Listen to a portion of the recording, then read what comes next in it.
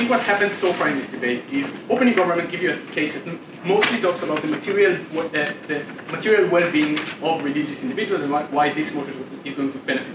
I think what we get from opening opposition is how this harms these people's autonomy and ability to practice their religion in the best way possible. What we're going to give you is specifically a comparative between those two things. Firstly, a point on why there's no actual harm to autonomy and religion, and therefore what should be prioritized is the material well-being of these individuals. We think by that point alone, we already should win this debate because what we're left with is only the material that's from government side. And secondly, we're going to expand on material value you get and explain to you why you get significantly more hatred, specifically given the community and political leaders when people are wearing these things. Before that, one extraneous point of rebuttal. We hear, look, this is going to be now perceived as a symbol of shame, and someone that I respect tells me that I should be afraid about my religion and should present it. This harms my autonomy. My question is, why on earth would religious leaders present it like that, right? The power that they have to influence the public is the power of, I know what God said. Therefore, the much likelier interpretation and what they're likely to be able to influence their people more is just saying that this is the correct interpretation of the holy text. And we see many different religions that do not have religious identifiers, and no one feels shamed because of these things. Because the reason why they do not wear a yarmulke or a burqa or I don't know whatever isn't because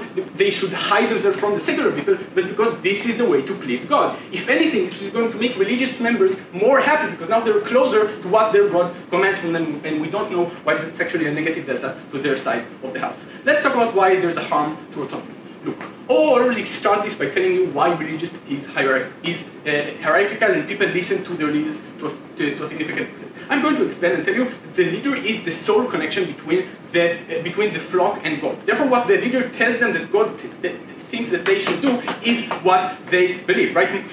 Followers listen almost blindly, specifically in the more strong religious communities, to their leaders. They do a lot of what they tell them. Why does that matter? Because the entirety of the speech that we just heard from the first speaker is about the autonomy, about how I, as a religious person, choose to wear this yarmulke, and now it's going to be forced upon me not to do this. You don't have any autonomy in the first place on your side of the house, right? Because it's completely symmetrical. On their side of the house, I do exactly what the religious leader tells me God wants me to do, which happens to be, yes, wearing a yarmulke. And on our side of the house, it's just the opposite, so we don't get why there's actually harm to autonomy. But secondly, note regarding the religious texts themselves and the sanctity of the religion, what we get from the second speaker, right? Look, they tell us, I have an obligation to do specifically this, and this is what God said.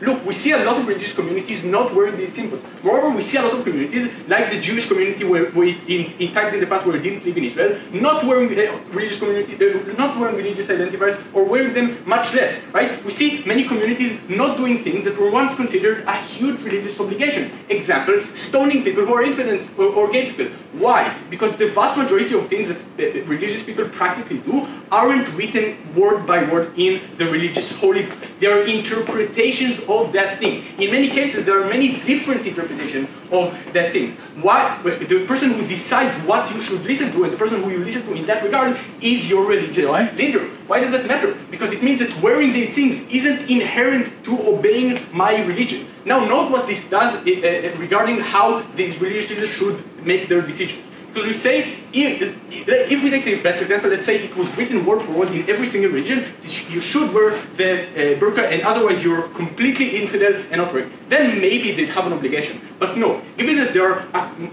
there's more than one conflicting ways to resolve the religious textbook, we should go to other ways of making decisions. Note that a religious community leader is not just religious. He also leads a community of people who are dependent on him, who trust him and in many cases do everything he tells them God wants them to do. What that means is you have a huge obligation to do specifically what makes those people materially best, what makes these people harmless, what makes less hate crimes to them and their ability to be able to feed their children because they have a job. You get only that on our side of the house, and therefore that's what you should weigh as most important in this debate. Before I move on to the second point, I'd have an extension from close.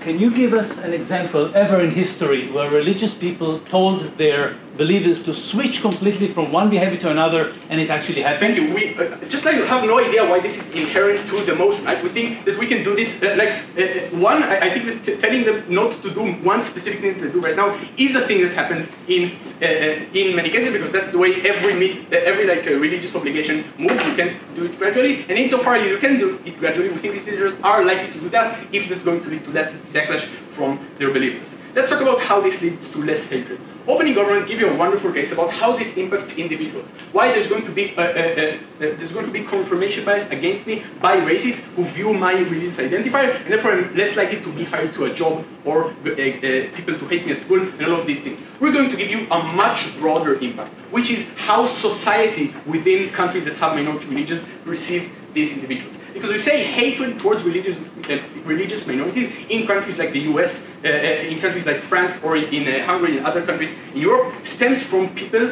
specifically people from the majority religion, feeling like their identity is under attack. And that's what happens when you see a lot more people with a religion that's different to you walking around in the street a lot. That's what happens when you see more and more individuals on your street as a Christian person, for example, in Hungary, wearing burqas or wearing other religious identifiers. I feel like the way I perceive my nation is under threat. Like there's more and more of this foreign entity trying to come and take away what I perceive to be my national identity. That is even more important when you talk about countries that are religious, right? Because then I perceive my religious identity to be under attack, because a lot of individuals are seen in the street, and that's what foreign individuals see when they look at my country. They see something that is foreign. What this leads to is simply entire communities in countries hating these individuals much more. Moreover, this is a narrative that's likely to be hijacked, like we see in many cases, by right-wing and anti-immigrant parties, like we see in many countries in Europe, specifically Hungary. What does this lead to? And it's going to lead more hatred towards these individuals and more extremist rhetoric.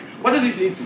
One, more hate crimes towards these individuals. More extremists thinking that their identity is under attack and going and blowing up a synagogue in France. Going and harming sites of religious worship. Harming individual Muslim people because they wear a burqa on the street. That's already a huge harm to these individuals. Even if it's a lesser group of individuals, the harm is obviously much more big. But secondly, politically, the ability of countries to do things like not pass anti-immigration laws or pass things that restrict my religious autonomy is much larger when you have this hatred. Or the comparative these people are seen as individuals, not as a huge swath of Muslim individuals. We are proud to propose.